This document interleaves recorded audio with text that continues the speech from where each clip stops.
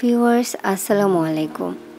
RJ লাইফস্টাইলের new আরও একটা daily ভ্লগে আপনাদের সবাইকে ওয়েলকাম করছি। কেমন আছেন আপনারা সবাই?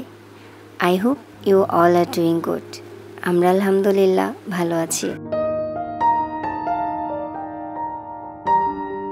নতুন ভিডিও, নতুন দিনের গল্প কথা নিয়ে আজকের ভিডিওটা সাজিয়েছি। যারা এই মুহূর্তে আমার ভিডিওটি দেখা শুরু করেছেন তাদের কাছে আমার হাম্বল রিকোয়েস্ট, প্লিজ একটা লাইক দিয়ে তারপর কন্টিনিউ করবেন।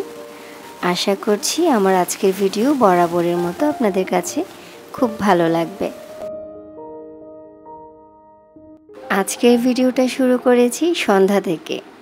সন্ধ্যাবেলা নাস্তায় চিন্তা করলাম আসলে কি খাওয়া যায়।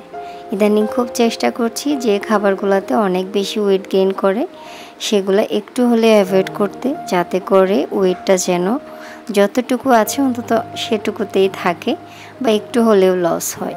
কিন্তু আজকে একদমই সেভাবে চিন্তা করছি না। আজকে খাবো অন্য কিছু। খুব পছন্দের, খুবই প্রিয় চা দিয়ে পরোটা খেতে খুব ইচ্ছে করছে, তো সেটাই করে নিচ্ছি। পরোটাটা আমি ভেজে নিয়েছি। এখন বাবুর জন্য কি করব। বাবুর জন্য নাস্তার ক্ষেত্রে আমি অনেক বেশি চেষ্টা করি যেন একটু ভেরিয়েশন থাকে, তার যেন বিরক্তি চলে না আসে। তো সন্ধ্যাবেলার নাস্তায় আসলে খুঁজে পাই না কি খাওয়াবো। যেহেতু সন্ধ্যার পরে আর 1 ঘন্টা বা 1.5 ঘন্টা পরেই তার ডিনার করা হয়ে যায়, সো অনেক বেশি যে ভারী কোনো কিছু খাওয়াতে হবে এমন কোনো কথা নেই। তো সেই চিন্তা থেকে একটা রুটি ভেজে নিয়েছি, আটার রুটি। সেখানে আমি অল্প একটু গরম থাকতে, মানে রুটিটা যখন গরম থাকে সেই অবস্থাতে অল্প করে বাটার দিয়ে দিয়েছি। তারপরে 1 চামচ মতো এখানে আমি মধু দিয়ে দিয়েছি যেন একটু মিষ্টি লাগে। আমার ছেলেটা মোটামুটি রুটি পছন্দ করে, মানে আমি যখন রুটি দিয়ে কিছু একটা খাই সে বলে মানে রুটি দাও এরকম করে আর কি। এমনিতে সে কোনো খাবার চিবিয়ে খেতে পছন্দ করে না, ঠাস করে গিলে ফেলে।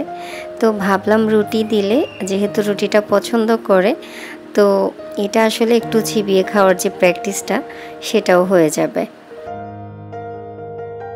যেহেতু রুটিটা গরম করার সাথে সাথে আমি এখানে বাটার মিক্স করে দিয়েছি, তো রুটিটা কিন্তু বেশ নরম আছে। এখন সে চিবিয়ে খেতে অত একটা বেশি প্রবলেম হবে না আশা করছি। যারা আমার মতো চিন্তায় পড়ে যান বাবুকে কি খাওয়াবো, বাচ্চাকে কি খাওয়াবো, তারা কিন্তু চাইলে এভাবেই ভিন্ন কিছু ট্রাই করে দেখতে পারেন। দেখবেন বাচ্চারা একটু আনন্দ নিয়ে নতুন কিছু দিলে কিন্তু খেতে খুব পছন্দ করে।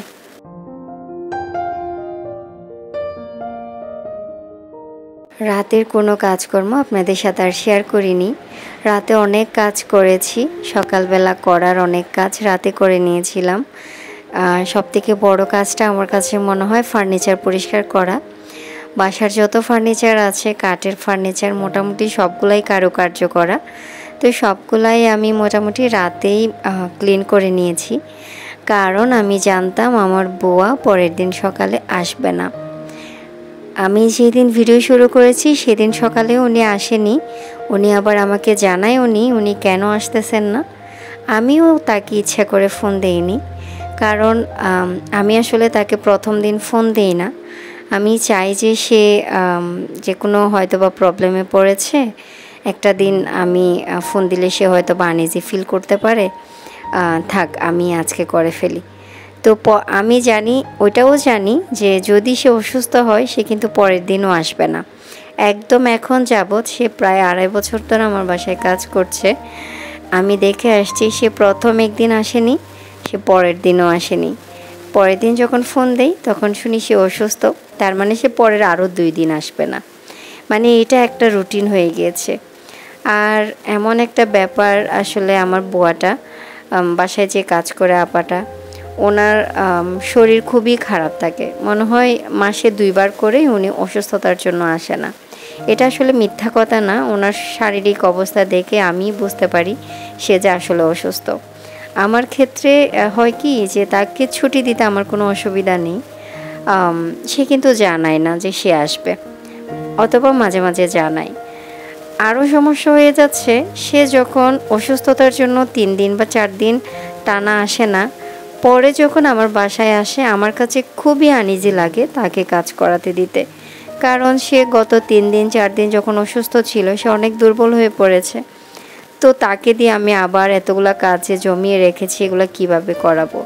মানে আমার নিজের কাছে খুবই আনইজি লাগে। মানে এই ব্যাপারগুলো নিয়ে আমি ইদানিং খুবই প্যারা ফিল করছি, জানি না কি করব, কতদিন এভাবে কন্টিনিউ করা যাবে। মনে হয় মাসে একদম কম হলেও 7 দিন 8 দিন সে ছুটিতে থাকে। এখন এইবারে তার ছেলেকে নিয়ে আসতে গিয়েছিল। তার ছেলে খুলনাতে নাকি মাদ্রাসায় পড়ে, তো ওখানে নাকি ডেঙ্গু হয়েছে। তো 2 দিন আসে নাই প্রথমে, এটা আমাকে জানায়ও নাই। আমি তাকে ফোন দিয়েছি, রিসিভ করে নাই। সে আবার ইমো ইউজ করে, সেটাতে কল দিয়েছিলাম, মেসেজ দিয়েছি, সেগুলোরও কোনো রিপ্লাই করে নাই। তো আমিও আর তাকে ডিস্টার্ব করি নাই, ভাবলাম আবার নাকি অসুস্থ হয়ে পড়লো নাকি। পরে দেখলাম 3 দিনের দিন আসছে, 3 দিনের দিন এসে পড়লো বাচ্চা অসুস্থ, ডেঙ্গু হয়েছে, এই জন্য সে বাসায় নিয়ে এসেছে। তো আমি আর কিছু বললাম না। আমি আসলে অনেক কিছু বলবো বলে বসে থাকি, কিন্তু যখন সে বাসায় আসে আমি আর কিচ্ছু বলতে পারি না। আমার মনে হয় এরকম আপনাদের অনেকেরই হয়। তো আমার কাছে আসলে উনি বয়সে তো আমার থেকে অনেকটা বড়। আমার কেন যেন ওনাকে দিয়ে এটা করেন ওটা করেন, এটা কেন করেন নাই, এটা কেন করেন নাই, আসেন নাই কেন, জানান নাই কেন, মানে এভাবে করে তাকে আসলে কোয়েরি করতে আমার কাছে খুবই আনইজি লাগে। কেন জানি উনি আমার সামনে আসলে আমি এগুলো আর কিচ্ছু বলতে পারি না। বাট খুবই রাগ লাগে যখন সে আসবে না বাট আমাকে জানাবে না। জানাইতে হবে, উনি যদি জানায় তাহলে আমি আমার মতো কাজ কিছুটা আগায় রাখতে পারবো। বাট সেটা তো করা হয় না, তার উপর ডিপেন্ড করে বসে থাকি। যখন দেখি সে আসে নাই তখন আর কি করার থাকে, নিজেকেই ডাবল প্রেশার নেওয়া লাগে। আপনাদের সাথে তাকে নিয়ে কমপ্লেন করতে করতে অনেক কাজ করে ফেলেছি আমি। দেখতে পেয়েছেন সকাল থেকে প্রথমে আমি নাস্তা করে নিয়েছি, তারপরে 2টা রুমের বিছনা সবগুলা ঝাড়ু দিয়ে তারপর ক্লিন করে নিয়েছি, গুছিয়ে নিয়েছি। তারপরে পুরো বাসা ঝাড়ু দিয়েছি, তারপর পুরো বাসা একদম মুছে ক্লিন করে নিয়েছি। এখন রাতের কিছু এখানে হাঁড়ি পাতিল ছিল। রাতে বেশিরভাগ সময় আমার আসলে হাঁড়ি পাতিলগুলা ক্লিন করে রাখা হয় না, কারণ রাতে জোহানের বাবা খাওয়া দাওয়া করে প্রায় 12টা বা এর পরে। তো ওই সময়ে এসে আসলে আমার আর এই ধরনের কাজগুলো করতে ইচ্ছে করে না, তো ওই জন্য রেখে দেই। সকালবেলা আমিই করি এই কাজ, কিন্তু বুয়া করে না। তো আজকে যেহেতু বুয়ার কাজ সহ আমি করেছি, সো এরপরে আমি এই কাজগুলা করলাম আর কি। তো আমি বিশেষ করে একদম সকাল সকাল ঘুম থেকে উঠতে পারি না, ওই জন্য সকালের কাজগুলোতে বরকত পাই না। তো আমার কাছে খুবই প্যারা লাগে, দুপুরের রান্নাটা নিয়ে আরও বেশি ঝামেলা লাগে। কারণ দেখা যায় সকাল থেকেই লাইনের গ্যাস গ্যাসটা চলে যায়, ইলেকট্রিক চুলায় রান্নাবান্না করতে হয়, একটা হওয়ার পরে আরেকটা দিতে হয়, একটা হওয়ার পর আরেকটা দিতে হয়, অনেকটা টাইম কনজিউমিং, আমার কাছে খুবই প্যারা লাগে। তো ওই দিন এই জন্য একটার পর একটা স্টেপ বাই স্টেপ আমি কাজগুলো খুব তাড়াতাড়ি করে ফেলার চেষ্টা করছিলাম। তো মোটামুটি ক্লিনিংয়ের সব কাজ সেরে খাওয়া দাওয়াও সেরে ফেলেছি, যেহেতু দুপুরে রান্নার জন্য আমি রান্না করে চলে এসেছি। আজকে মুগ ডাল দিয়ে অল্প একটু আলু দিয়ে তারপর মুরগি রান্না করব। তো সেটার জন্যই আমি প্রিপেয়ার হচ্ছিলাম। আমি মুগ ডালটা আগেই ভালো করে ধুয়ে তারপরে ভিজিয়ে রেখেছি, মাংসটাও মুরগিটাও ভিজিয়ে রেখেছিলাম, এখন ভালো করে ধুয়ে ক্লিন করে নিয়েছি। আর এখানে অল্প একটু আলু আর মুগ ডাল, এগুলো আমি প্রথমেই তেলে দিয়ে ভালো করে ভেজে নিয়েছি। আমার কাছে মনে হয় আগেই একটু ভেজে নিলে ওটা একটা আলাদা সুন্দর একটি স্মেল বের হয়। এরপরে আমি সবগুলা মশলাপাতি কষিয়ে তারপরে ডাল আলু এবং মুরগি দিয়ে এটাও ভালো করে কষিয়ে নিয়েছি। তারপরে এখানে আমি পানি অ্যাড করে দিব। তো প্রথমেই আমি রান্নাটা করে ফেলি, সেটা মুরগি হোক মাছ হোক সেটা রান্না করে ফেলি। এরপরে যেটা সবজি বা ডাল অথবা যদি সেটা শাক এরকম যে কোনো অন্য একটা তরকারি থাকে, এরপরে সেটা রান্না করি। এরপরে লাস্টের দিকে ভাতটা চুলায় দিয়ে এরপরে আমি শাওয়ার নিতে চলে যাই, বা এরপরে নামাজ দোয়া পড়ি, জোহানের বাবা আসে। তো এগুলা করতে করতে আবার জোহানকেও গোসল করানো লাগে, মাঝখানে জোহান যদি ঘুমায় সেটাও তাকে ঘুম পাড়াতে হয়, এগুলা করি। তো এখানে রান্নাটা বসিয়ে দিয়ে আমি আরও একটা এক্সট্রা কাজ করে নিচ্ছি আজকে। সেটা হচ্ছে ব্রয়লার মুরগি রেখেছিলাম কিছু, একটু সলিড টাইপের।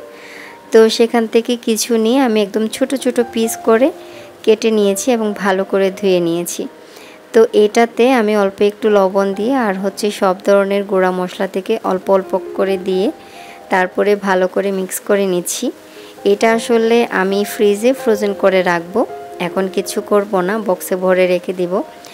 যখনই আমি পাস্তা রান্না করি অথবা যেখানে চিকেন দিতে হয় ছোট ছোট করে, সেরকম কোনো স্ন্যাক্স তৈরি করি, তখন কিন্তু আমার আর মুরগি বের করে আলাদা করে ভেজাতে দিয়ে তারপরে কেটে কুটে রান্না করতে খুবই বিরক্ত লাগে। সেজন্যই আমি এভাবে করে অল্প করে চিকেন আমি আগে থেকে ম্যারিনেট করে তারপর ফ্রোজেন করে রাখছি। যখন যেটা বানাবো, সেটা পাস্তা হোক বা অন্যান্য কোনো চিকেন রিলেটেড স্ন্যাক্স হোক, তো সেক্ষেত্রে আমি এটা বের করে ইউজ করে ফেলতে পারবো। তো একটা কাজ আসলে এভাবে করে কিছু কিছু কাজ করে নিলে আমাদের বাচ্চার মায়েদের যে কাজের যে ব্যাপারটা, সেটা আসলে কিছুটা হলেও সহজ হয়। আমাদের তো আসলে হেল্পিং হ্যান্ড থাকে না সারাদিন, তো সেজন্য নিজের কাজ নিজেকেই করতে হয়, যার কারণে যতটা সহজভাবে আসলে করা যায়। দুপুরে রান্নাবান্না শেষ করে খাওয়া দাওয়া করে ফেলেছি। জোহানের বাবা এখানে বসে আখ এনেছিল, আখ খেয়েছে, আমিও খেয়েছি। তো কোথাও না নিয়ে সরাসরি টেবিলেই ফেলে দিয়েছে আর কি। তো খোসাগুলো নিয়ে আমি হচ্ছে একবারে ফেলে দিয়েছি। আর যেহেতু দুপুরে খাওয়া দাওয়া করেছি, তো আমি টেবিলটাও একদম ক্লিন করে নিলাম। মা ছেলে সন্ধ্যার পরে বের হয়েছিলাম এমনিতে হাঁটতে। তো বের হয়ে দেখলাম পিঠা বিক্রি করছে একজন মহিলা। তো একজন না, আমি হাঁটতে হাঁটতে বেশ অনেকজন মহিলাকে দেখলাম। ওনারা ছোট্ট একটা টেবিল বসিয়ে তারপরে সেখানে যে যতটুকু পারে বাসায় রান্নাবান্না করে সেটা বিক্রি করছে। যারা পর্দা মেনটেন করে তারা হয়তোবা মাস্ক পরেছে অথবা আবায়া পরে তারপরে নেকআপ পরেছে, এভাবে করে দাঁড়িয়ে তারপরে হচ্ছে এই জিনিসগুলো সেল করছে। সেখান থেকে আমি তিন রকমের পিঠা এনেছি। একটা এখানে পুলি পিঠা, একটা চিকেন রোল এনেছি, আর একটা হচ্ছে পাটিসাপটা পিঠা এনেছি। আমি এগুলো দেখাচ্ছি আপনাদেরকে, একটু শেয়ার করছি, কারণ আমরা অনেকেই চিন্তা করি আসলে ঘরে বসে কিভাবে স্বাবলম্বী হওয়া যায় পর্দার মধ্যে থেকে। তো এই ব্যাপারটা আমার কাছে খুবই অ্যামেজিং লেগেছে, যে বাসায় যতটুকু পারে রান্নাবান্না করে, যেটা আর কি মানুষ নাস্তা হিসেবে খাবে সন্ধ্যার দিকে, সেই ধরনের রান্নাবান্না করে তারপরে বাসার সামনে দাঁড়িয়ে, রাস্তার মধ্যে দাঁড়িয়ে এটা বিক্রি করে, এতে করে তারা কিছুটা হলেও স্বাবলম্বী হতে পারছে। এই ব্যাপারটা আমার কাছে খুবই ভালো লেগেছে। আমার রুমের জানালা থেকে দেখা যায় একজন আপু বেশ অনেক মাস ধরে বিক্রি করছে। তার অনেক কাস্টমার আমি দেখি যে পাশে উনি অনেক চেয়ার নিয়ে বসেছে, অনেকজন চেয়ারে বসে বসে তারপর নাস্তাগুলা করে তারপর চলে যায়, আরেকজন আসে, এভাবে করে। তো ওখানে পাশে একটা বেঙ্গলের শোরুম ছিল, ওটাতে গিয়েছিলাম। সেখান থেকে একটা অয়েল ব্রাশ নিয়ে এসেছি। রান্নাঘরের জিনিসপত্র কিন্তু আমি খুব পছন্দ করি, এটা আপনারা জানেন। আজকের ভিডিওটা এখানে শেষ করতে যাচ্ছি। নেক্সট ভিডিওতে আবারও দেখা হবে, আবারও কথা হবে।